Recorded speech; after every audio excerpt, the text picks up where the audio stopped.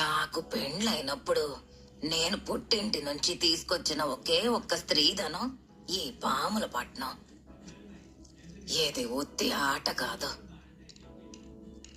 ఒక ఆడది ఎట్టా బతికి బట్ట కట్టాలో నేర్చుకోవాల్సిన రహస్యం.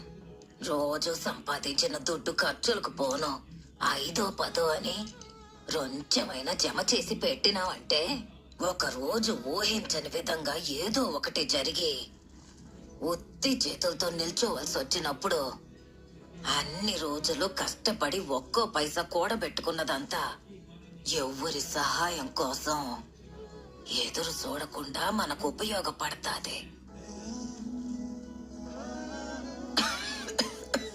ఒక మనిషి సంతోషంగా ఉండడానికి దుడ్డు కావాలో లేదో నాకు తెలీదు, కానీ మర్యాదగా ఉండడానికి దుడ్డు కావాల్సిందే.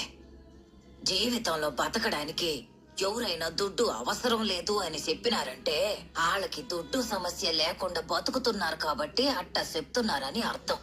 అట్టంటోళ్ళ మాటలిని మీరు కూడా అట్టాగే బతికినారంటే ఎట్టాగే అమ్మ నగలు దాచిపెట్టినదా, అయ్యా అమ్మ సొత్తు ఇవ్వకపోతారా అని పక్క వాళ్ళని అడుక్కుంటూ తిరగాల్సి వస్తది.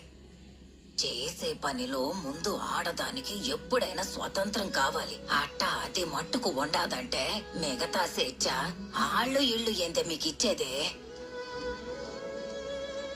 అట్ట మీరు గాని మారినారంటే 60 ఏళ్ల వయసులో నేను అర్థం చేసుకున్న స్వతంత్రం, 30 ఏళ్ల వయసులో నా కూతురుకు దొరికిన స్వతంత్రం, 15 ఏళ్ల వయసులో నా మనవరాలకి దక్కబోయే స్వతంత్రం ఇక దానికెప్పుడంటే ఒక కూతురు పుట్టినప్పుడు.